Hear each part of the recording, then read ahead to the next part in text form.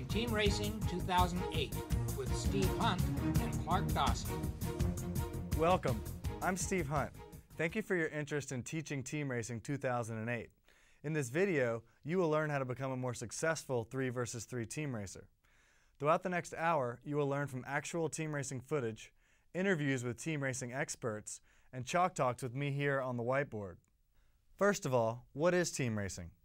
Team racing is a race between two teams of sailboats. Each team is comprised of either 2, 3, or 4 boats. Team racing is unique in that it's a team sport, and it's your entire team's score that determines the winner.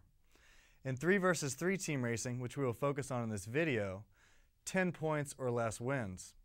For example, if your team sails the perfect race and finishes first, second, and third, you add 1 plus 2 plus 3, giving you 6 points. That's less than 10, your team wins. The other team in this example finished 4th, 5th, and 6th, totaling 15 points, and they lose. The team aspect of team racing is what makes it so exciting. You often see team racers sacrificing their own position to help a teammate advance in the race. It's a lot of fun to steal your opponent's wind, block them from tacking, or close them out at a mark to let your teammates sail through. Let's talk about what it takes to win. We mentioned that 10 points or less wins, so does that mean that you should be adding up your team's score all the way around the race course? Not quite. You could, but it's much easier to memorize the winning combinations. All of the following combinations win: the 1-2 anything, the 1-3 anything, the 2-3-4, 2-3-5, and 1-4-5. If your team crosses the finish line in any of these combinations, you win. While it is not too difficult to memorize all of the winning combos, which you should do, 3 of them are better than the rest. They're better because they're more stable, meaning once you achieve them, they're easier to keep. Because of this, we will focus on those 3 combos throughout the rest of the video. Let's turn to Tim Wadlow, founder of Team Wishbone, which has won every team racing regatta on the planet, for his advice on the best 3 combos. What winning combinations do you think every team should strive for? Well, I mean, the most basic winning combo is a 1-2 anything. So a 1-2-3, 1-2-4, 1-2-5, 1-2-6 is really the best combo. It's a stable combo, and when we come off the starting line, that's the first thing we're looking for, is try and go 1-2. And are there other winning combinations that your team tries to get into if you don't have the 1-2?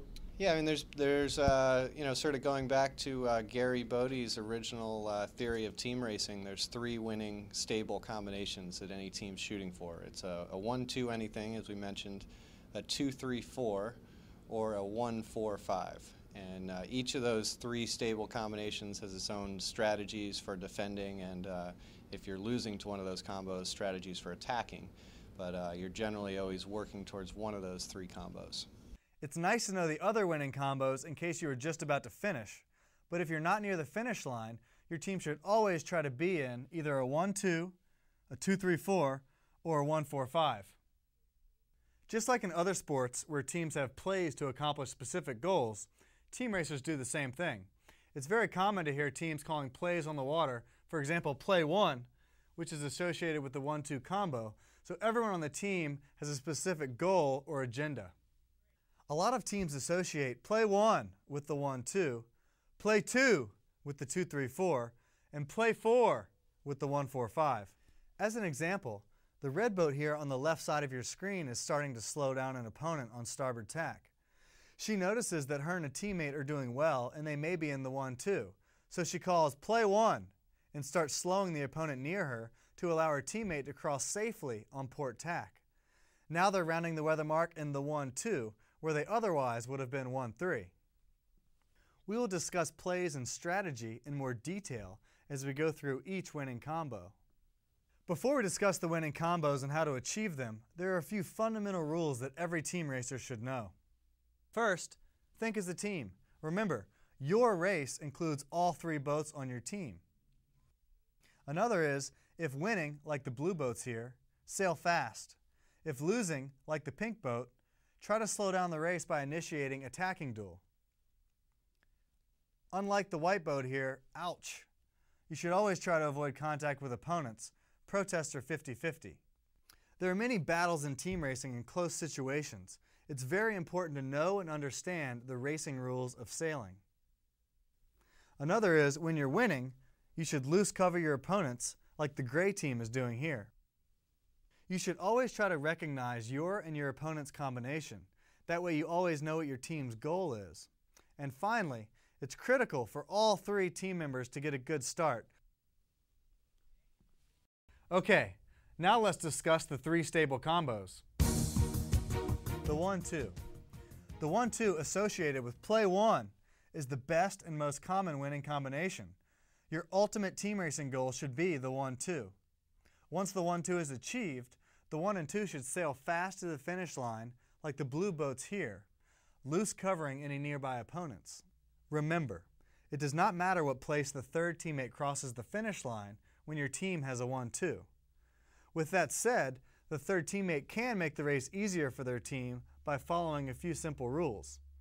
If the third teammate is in third place, like gray boat 11 here, meaning you have a 1-2-3, they can slow the opponents in 4-5-6 to let the 1-2 break away for an easy victory. The most common place to slow is at the offset mark on the top reach of the digital end course. If the 1-2 are already comfortably ahead, like the orange boats here, the 3 can just sail fast to the finish. If the third teammate is in 4th, 5th, or 6th place, like the blue boat on the left of your screen, their main goal should be to not finish last. If your team was to get into trouble with the 1-2 and you are not in last place, your team will at least be in the 1-4-5 combo. Keep that in mind when you're the third boat and your team has a 1-2. You do not want to finish last. Now let's discuss a few additional tips for the 1-2 combo. The reason the 1-2 loose cover while they're ahead is to balance for each other in case someone gains with a puff or shift of wind. Let's turn to Tim for his advice on loose covering. I've heard you say the 1-2 should loose cover their opponents. Can you tell us how to loose cover an opponent? Sure. I think a lot of teams, they get in a 1-2 and they think, oh, we need to cover really tightly. One of the things we're trying to do in a 1-2 all the time is extend and get further from the third place and fourth place boat, because the more separation you have, the easier the race becomes. So if you're loose covering, then you don't have to tack nearly as often. And also when you're loose covering in a shifty place, you can sort of, you could tack anywhere from sort of to leeward and ahead or bow even, so that might give you a 5 or 6 boat length range of where you tack, so you could be playing some small wind shifts within that 5 or 6 boat length range and trying to extend away in the loose cover.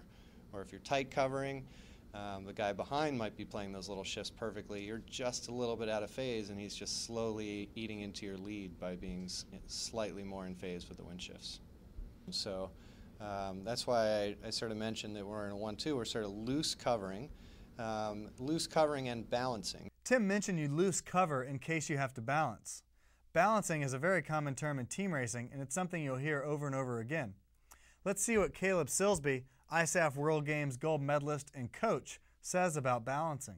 Balancing occurs when two boats on the same team are in a crossing situation.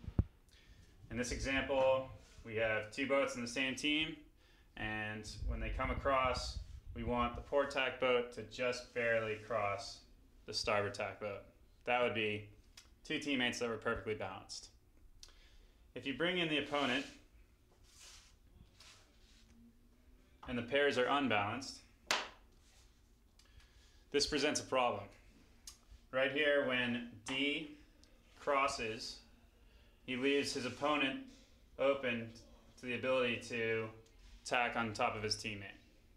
And this could possibly free up the last boat, the other opponent. And in this instance, we went from winning both pairs to now losing one pair and winning the other pair. So the two teammates in the blue team need to see this coming way back here. And F needs to slow down his pair as much as possible and get D across. And that's balance.